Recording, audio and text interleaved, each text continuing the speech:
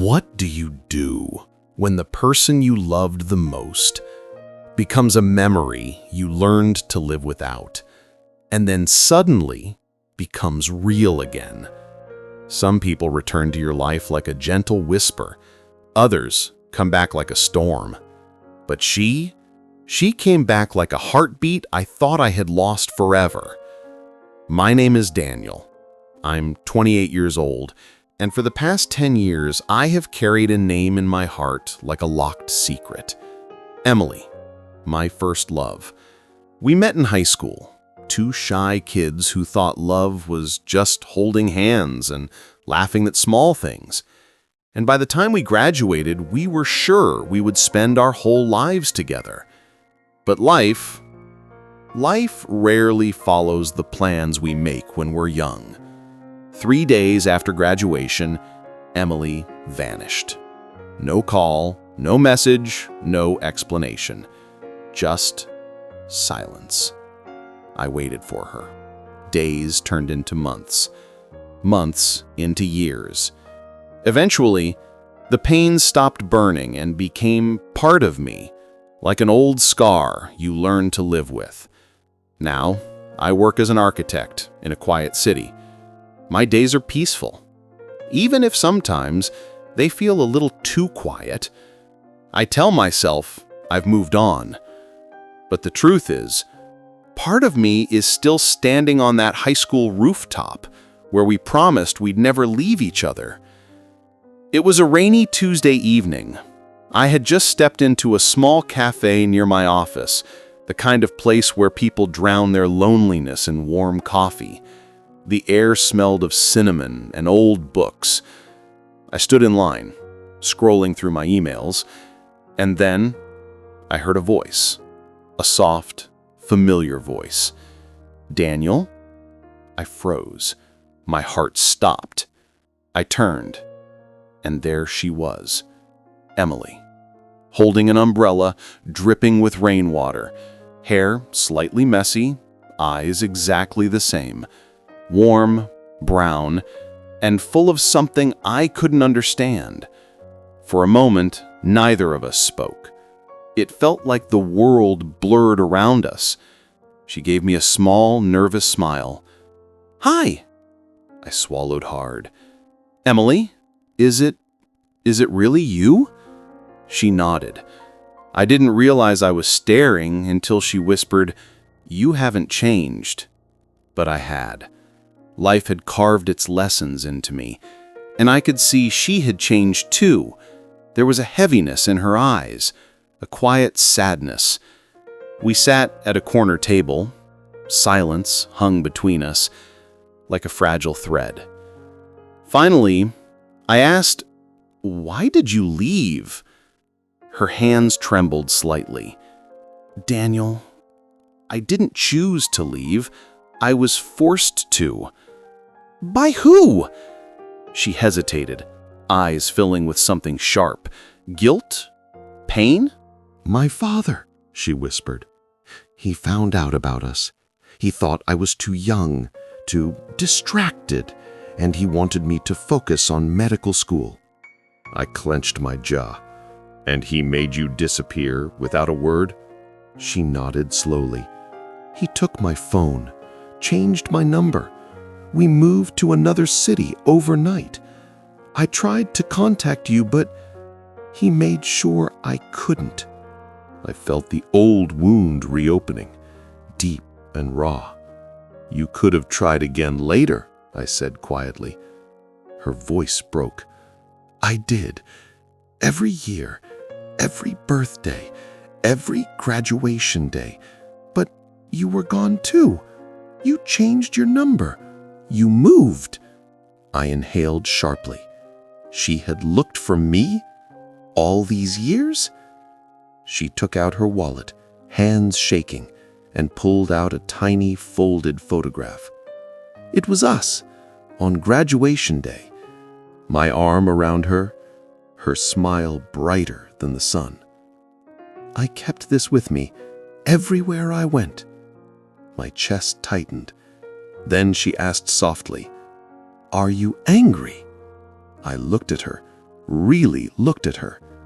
The girl I loved had become a woman carrying years of untold stories. "I don't know what I feel," I admitted. The truth she carried. We walked outside. The rain had stopped, but the streets glowed with the reflections of city lights. After a long silence, Emily said, "There's something else, something I need to tell you." I braced myself. Her voice trembled. "Daniel, I didn't just come to see you. I came to say goodbye." My world tilted. "What do you mean?" I'm moving abroad next week. I got a medical research position, and it's a long-term project. I won't be back for years." Something inside me cracked. "Why tell me now, after 10 years?" She swallowed hard. "Because I wanted you to know the truth before I disappeared again. I didn't want the last memory you had of me to be painful." My voice was barely a whisper. "Emily, why now? Why return when you were just going to leave again?" Tears filled her eyes. "Because I never stopped loving you." Those words hit harder than any storm. We walked by the riverside, the same place where we once dreamed about our future. Emily looked at the water. "It's crazy, isn't it? 10 years, and I still remember how you took your coffee, how you hated thunderstorms, how you always hummed when you were nervous." I smiled weakly. "You still remember everything." She looked up at me. "I remember you. That never changed." A part of me wanted to hold her. Another part of me wanted to protect myself. "Emily, what do you want from me?" She took a shaky breath. "To forgive me, and to know that somewhere in your heart you kept a little space for me."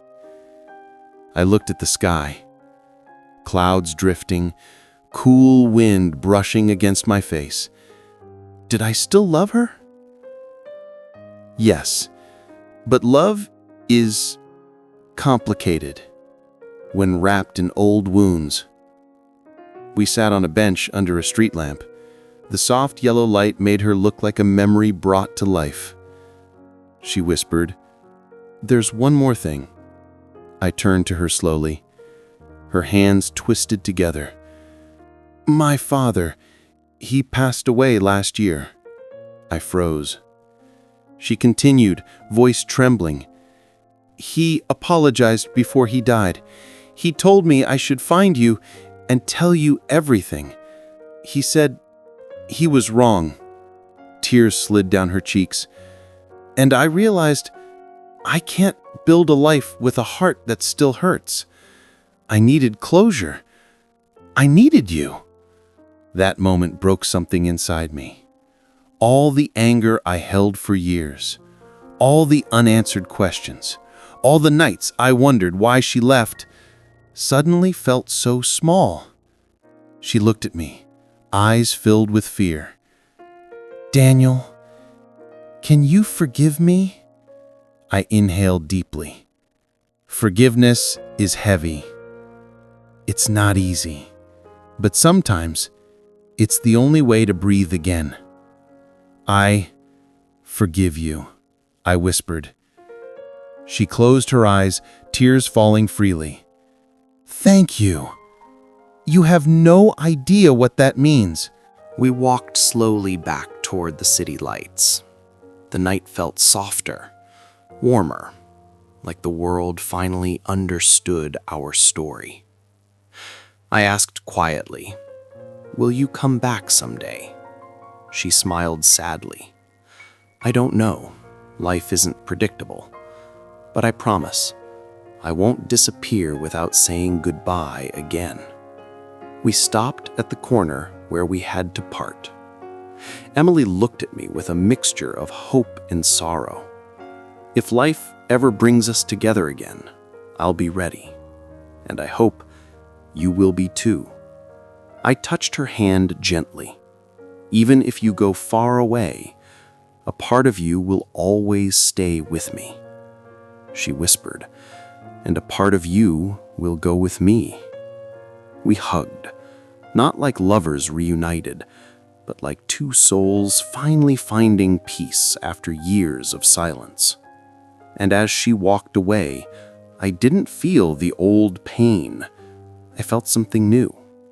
Closure, forgiveness, and a quiet hope that maybe, just maybe, some love stories don't need perfect endings.